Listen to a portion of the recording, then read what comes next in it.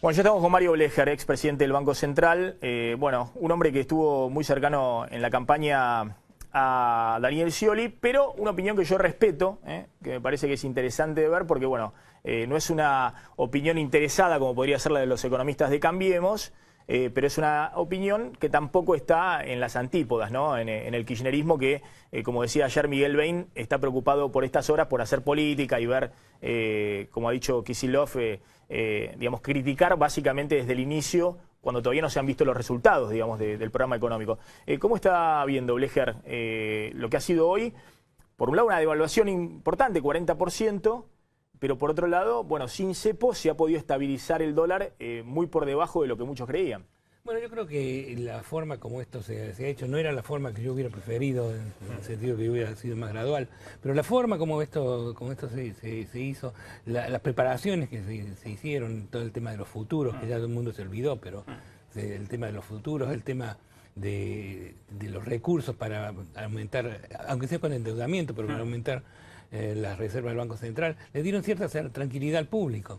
Es decir, lo fundamental para mí era ver si hoy había caos en el mercado o había orden. Y así como dijiste, hubo orden. Eso significa que el programa por lo menos empieza de alguna manera con credibilidad, ¿no? O sea, el público le creyó al ministro de que tiene suficientes municiones como para mantener este programa en la forma de abrir el cepo y evitar que haya exceso de demanda. Además, yo creo que la forma como esto también se hizo puede haber causado un movimiento de aumento en la oferta, no solamente que la demanda que no hubo cola, como usted decía, sí. que no hubo colas en los bancos. Y no hubo desorden en la demanda, pero sí, parece haber también un cierto movimiento en la oferta. Hay gente que piensa, bueno, a lo mejor 14 es un buen precio. Y empieza a vender los dólares, claro, que, claro, lo que siempre decimos, los argentinos, por lo menos con capacidad de ahorro, tienen muchos dólares. Lo que pasa es que no los ponen en el banco, los tienen en el colchón. Exacto, fuera. ¿Cuál fue? A ver, vamos a ir de a poquito, de a uno para no marear a la gente, de a una las preguntas. ¿Cuál fue el dólar de hoy, digamos? ¿Cuál fue este 14 pesos, el 13,38, 13,40, que es el dólar mayorista? No, los dos, ¿cierto? Porque hay costos de transacción diferentes. Pero lo que sí es difícil de afirmar así directamente que la devaluación fue 40%, porque había 5 tasas de cambio, 6 tasas de cambio. Esta movida de hoy tiene varias partes que yo creo que se pueden analizar separados. Una parte es la unificación, que eso es un tema separado. Otra parte es el cambio en el valor del dólar, o sea, la devaluación, ¿no es cierto? Y otra parte son las restricciones que se han eliminado. Son tres cosas relativamente diferentes, que se hicieron todas juntas prácticamente. No todas las restricciones han desaparecido. Las restricciones sobre los stocks acumulados de deuda, tanto a los importadores como a las remesas de divisas, esas restricciones se mantienen. Pero se han eliminado las restricciones más importantes, sobre todo la de el flujo de nuevas importaciones. Eso es fundamental. A ver, Mario, uno puede decir que la primera prueba esta, que era tan temida también por el gobierno, digamos, porque la verdad que el dólar oficial subió 40%, pero el gobierno de Cristina lo subió 25% en un día, en enero del año pasado, con cepo. Y aún así, ese año tuvo 40% de inflación, le cayó el consumo, es decir, siguió con los mismos problemas sin levantar el cepo y sin que le ingresen los dólares. Digamos que la prueba hoy de estabilizar el dólar, que era una prueba de fuego, ¿no? Porque muchos decían, ojo que lo van a tener que ir a buscar a 20 pesos, ojo que van a tener que vender fuerte a 15 pesos porque si no va a superar eso y eso va a significar nuevas remarcaciones. ¿Hoy la prueba la pasó el equipo económico? Hoy la prueba la pasó, hoy. Vamos a ver cómo sigue la historia. ¿Por qué digo que hay que ver cómo sigue la historia? Porque lo que hemos visto es una cosa muy parcial. Se ha establecido una serie de cambios y de reformas o de diferencias en el procedimiento en el mercado de moneda extranjera, de divisas.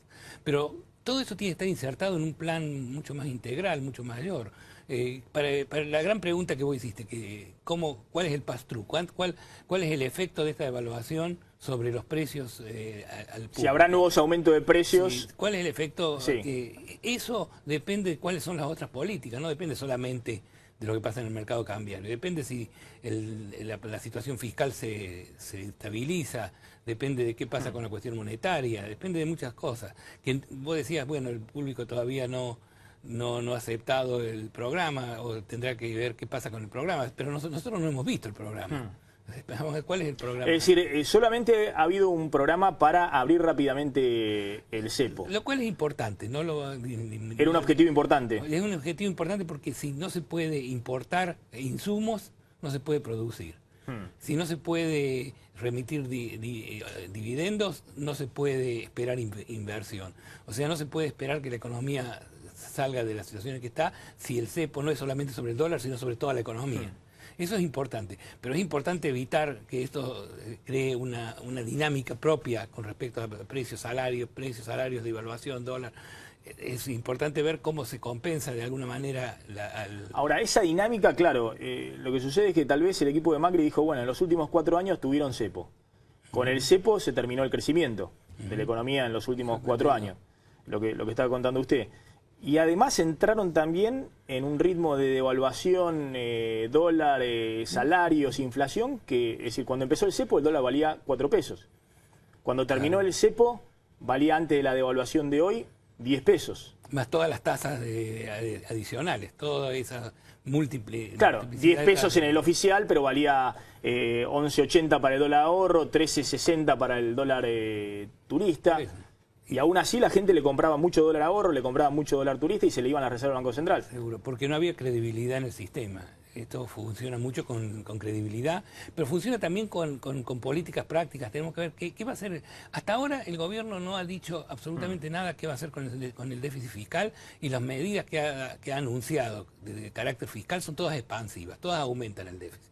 Me imagino que de alguna manera buscarán tratar de disminuir el déficit, pero también tenemos que tomar en cuenta de que hay una situación internacional. Ahora, lo que dice Mario Blecher, al gobierno hoy lo están corriendo, aunque parece que el gobierno hoy aplicó una política ortodoxa, lo están corriendo al contrario, por ser demasiado heterodoxo.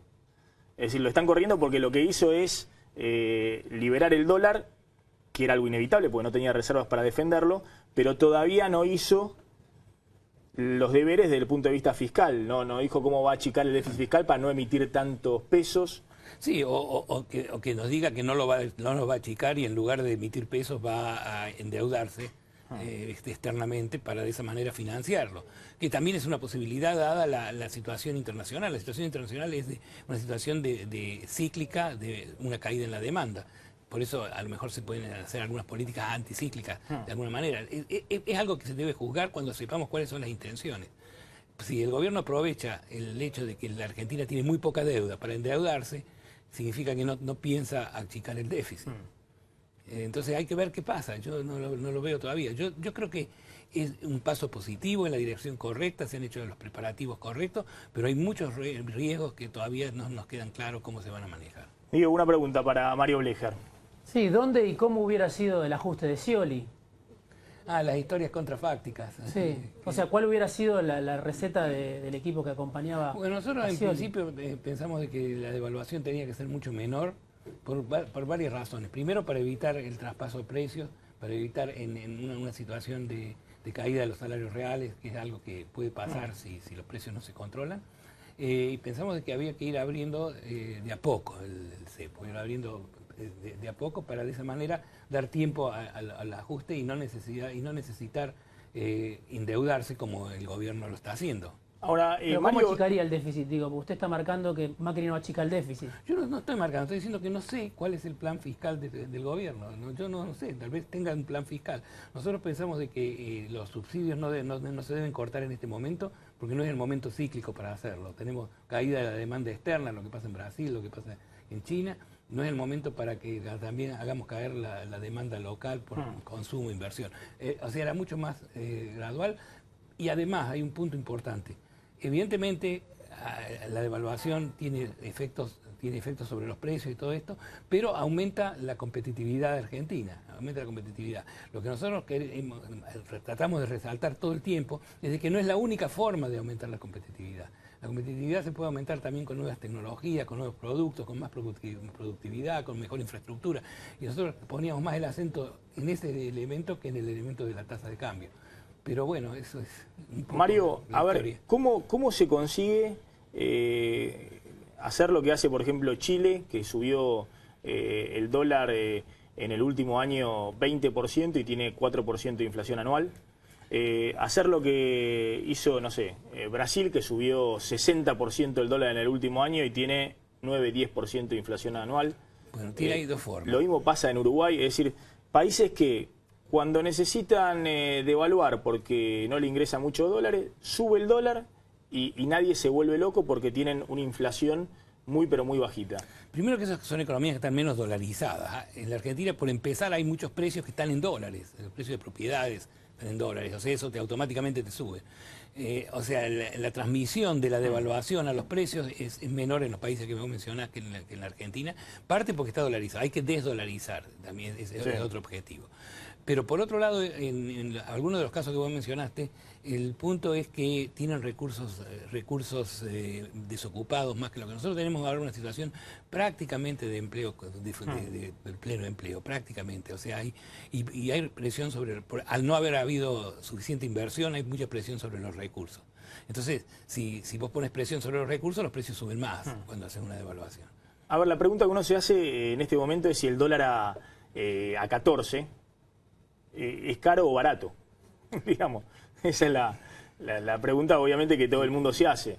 Bueno, por supuesto, es mucho más caro de lo que era, sí. De manera que el peso es mucho más barato. Sí, se ha devaluado el peso, evidentemente. El peso. Sí. Por eso, para que el público desdolarice sus portafolios, o sea, sí, prefiera tener activos en pesos, necesitas darle una tasa de interés alta, que en este caso puede causar también efectos recesivos. Entonces tenés que, pues si no le das una tasa de interés alta, el público no va a tener activos en pesos. Tenés que alimentar la codicia, para ponerlo en otros términos, ¿no? La tasa de interés tiene que ser alta en estos casos porque si no los precios se quedan dolarizados y tenés una inflación importante. Pero eso tiene que ser temporario. A ver si distinguimos un concepto que creo que es importante que el público lo distinga. ¿Qué es lo que es el pasar de un equilibrio a otro, pasar de una situación a otra y cuáles son los mecanismos de la transición? La tasa de interés alta tiene que ser un mecanismo de transición. No se puede basar, digamos, todo en una tasa de interés alta por mucho tiempo. Pero la competitividad que tiene que tener un país para poder insertarse en el mundo es algo permanente, no es algo que es solamente de transición. Entonces, y la tasa de cambio no puede ser el único elemento de esa permanencia, que siempre estar compitiendo con tasa de cambio. Todo el tiempo andar devaluando. Exactamente. Entonces necesitamos utilizar esta oportunidad, así como se está haciendo en este momento, que bueno, había que salir del cepo, la tasa estaba atrasada, lo que sea, pero de acá en adelante creo que no se puede basar siempre en ganar competitividad basado solamente en la tasa de cambio. Es una oportunidad para que realmente la inversión... Bueno, pero eso depende claramente de qué pasa con la inflación y los precios internos. Bueno, uno dice, bueno, supongamos que bajaran el dólar a 12 pesos. Y a 12 pesos Argentina, con lo que han aumentado todos los precios de la economía... no es competitivo. Y no solamente no es competitiva, sino que todo el mundo va a querer comprar dólares porque le va a salir más barato irse a Estados Unidos y comprar en Estados Unidos o en Brasil que comprar en Argentina. Eso puede ser si tenés una tasa de interés que no es suficientemente alta, pero la tasa de interés tiene que ser suficientemente alta para atraer ahorros a los pesos, para que no corran la gente a los dólares, pero en la transición, durante esa transición tenés que ver qué va a hacer el gobierno para incentivar la inversión, para mejorar la productividad. Eso es lo que falta en el programa en este momento. Yo no digo que está bien o está mal, yo no sé cuál es el programa. ¿Cuánto tiene que ser la inflación el año próximo para que sea exitoso, digamos, el programa actual?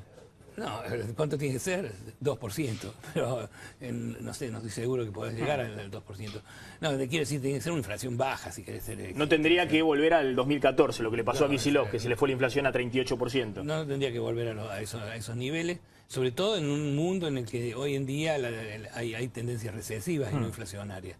Porque si no, no podés competir con el resto del mundo. Pero todo eso se puede hacer siempre y cuando haya un programa consistente que también de alguna manera compense a los que pierden. Porque hay una devaluación tiene efectos distributivos, no hay ninguna duda. Sacar el cepo de por sí, sacar las restricciones le beneficia a todos, pero devaluar no le beneficia a todos. Hay grupos que le benefician, hay grupos que no, hay un problema distributivo.